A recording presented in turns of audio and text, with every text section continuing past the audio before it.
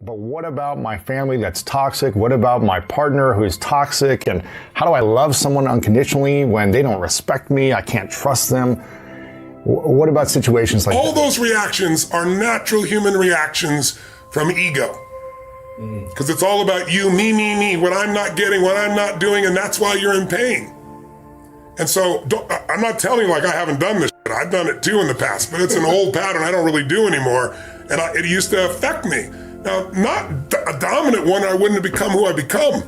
Early in my life, I developed this belief that life is calling not to give me something, life is calling for me to deliver things, for me to bring something to life. And I felt the joy that came from not getting but giving, and I got hooked on that core pattern, and then the pattern of learning so I'd have something to give, which I know one of the things I respect about you, Lewis, is that you have that same pattern in you. You're always trying to learn more because underneath it all, you also want to give it. You want it for you, but you want to share it, right? And so those patterns help me not be in what they're not giving me. And all this language, today people don't understand the power of their language, like toxic. What the hell are you talking about? You've been reading too much social media and thinking about yourself, or somebody raised you to constantly judge everybody else. We live in a culture now where people, you're evil or you're like me.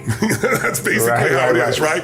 The whole world, everybody else is immoral unless they do what you do, think what you think, experience what you think. I mean, being a liberal, I was a liberal, right? Being a liberal growing up meant I would fight for your ability to say and believe whatever you want different than me. Today now, everybody wants everybody to think the same thing, otherwise they're evil or otherwise they could hurt me. Whatever happened to sticks and stones will break your bones and words will never hurt me. We have this whole thing that words are evil, words are action, it's bullshit. And all it does is make you incredibly weak as a human being, and you're more than that. We all are more than that. But you know what? Like a kid that's never broken their bones, deathly afraid of breaking the bone. But if you're a kid and you're rough and tumble, you broke multiple bones and they healed, you don't have any fear of it. There's so many kids that have been raised to be safe and secure every moment. Anything that's insecure or unsafe, they don't want to be a part of, including language. And what it does is make you incredibly weak and fearful. And that's why there's so many people that are abundant that are angry all the time. Because they're angry because they're not growing. So don't get me wrong. I know some people are not a good influence. I'm not denying that. I'm just saying you're more than somebody's influence unless you obsess about it every moment and make them wrong so you can make yourself feel superior morally, psychologically, or spiritually. And it's bullshit. Stop the pattern. We've all done it. Catch yourself. Because if you want joy, happiness, and freedom and an extraordinary life, it will not come from blame. Never. There's no pride that comes from blame. I don't mean fake pride where you make shit up to feel good. I'm talking about real pride. Pride is something you earn. Like people tell me, oh, I have no self-esteem because my parents used to say this or they'd say that. I'd say that's such bullshit. I'm not saying it's bullshit they didn't say that. I said it's bullshit, that's why you don't have self-esteem. Self-esteem does not come from what people say about you. Self-esteem comes from what you experience about yourself. See, someone can tell you your whole life you're a piece of crap and part of you can go, you're full of it, I'm gonna show you. Lots of people have done that. They never bought it. Or someone tell you you're beautiful your whole life. You go, I'm not really beautiful. So what people tell you doesn't matter at all. It's what you stack. It's what you assemble. It's what you create. It's the habit of what you put in your head. And today I don't blame you because we got a whole culture that's always blaming somebody else for something in their life. But blame is not a strategy for pride. That's why you listen to these blaming people. They're all angry all the time. Listen, if I wanted to blame, I grew up in an environment, I didn't even share it till my mom passed, and even then I didn't share. I grew up in a pretty rough environment. My mom was a beautiful soul, but when she drank alcohol and she mixed it with prescription drugs, it was a different creature, and it was a violent creature. And I have a younger brother 5 years younger and a younger sister 7 years younger.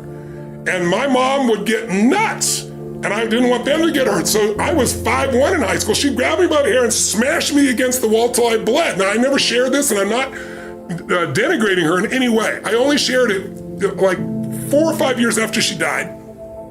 Because I was talking to a group of kids in New York City, all without fathers, 80% African American, about 20% Hispanic out of their group roughly, no white kids, and I'm talking about your biography is not your destiny.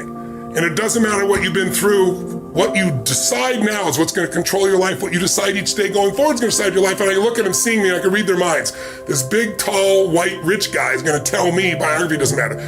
So I said, let me tell you my story. And I told them the whole story, way more than I'm telling you. And every one of them was crying their eyes out when they're done. I said, look where I am right now.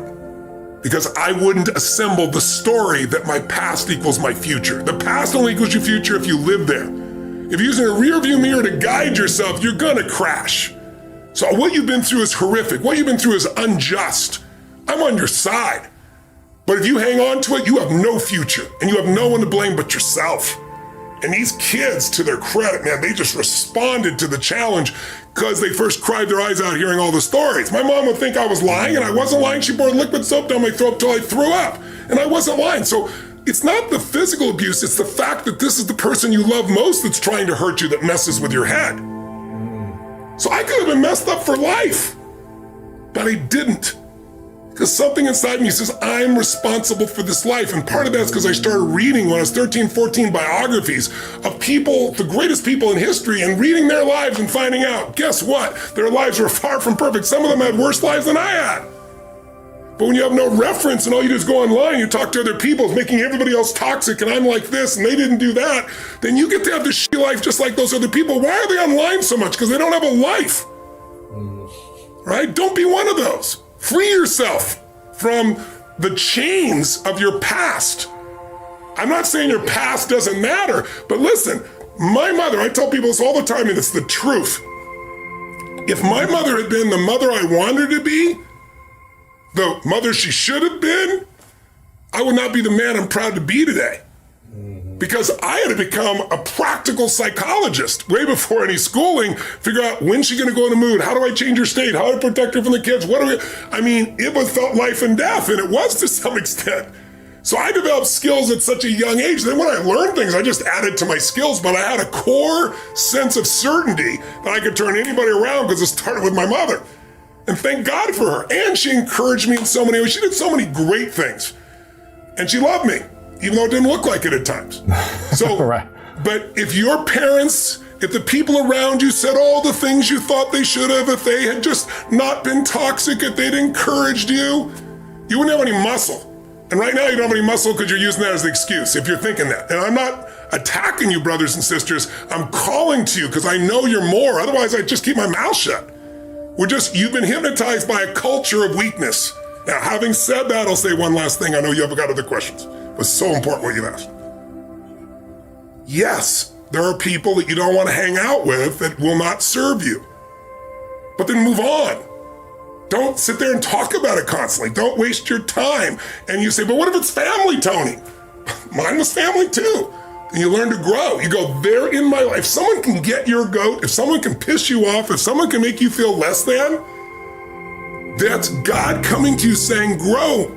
You need some spiritual growth. There's got to be some change in your perception, your belief, your emotions, your spiritual look of life. So that can't happen anymore. And when it happens, like at 61, I've been through so many of those things, and I like to do things in mass. I took on big challenges, so I'd have to grow more.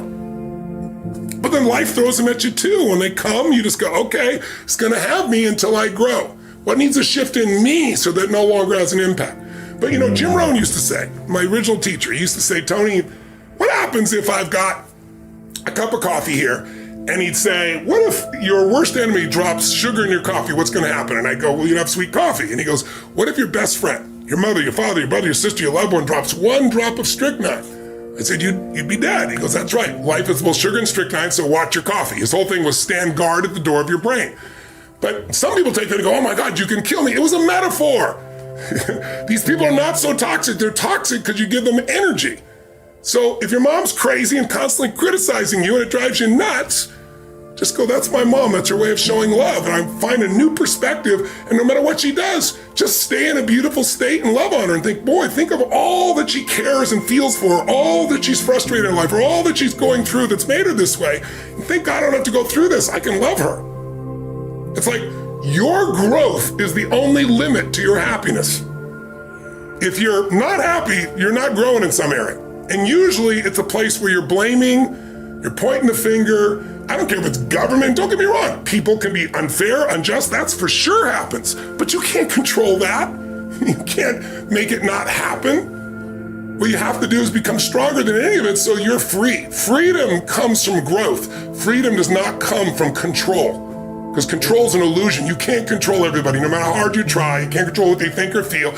And not everybody's going to be fair and just. And you, my dear friends, and I have not always been fair and just. Whether we admit it or not, it's just the nature of being a human being. But we can make the largest pattern fair and just and loving and powerful and serving and growing until it becomes the dominant thing inside you. And then you experience life as being great, not you're great. Life's great because you're living a great path.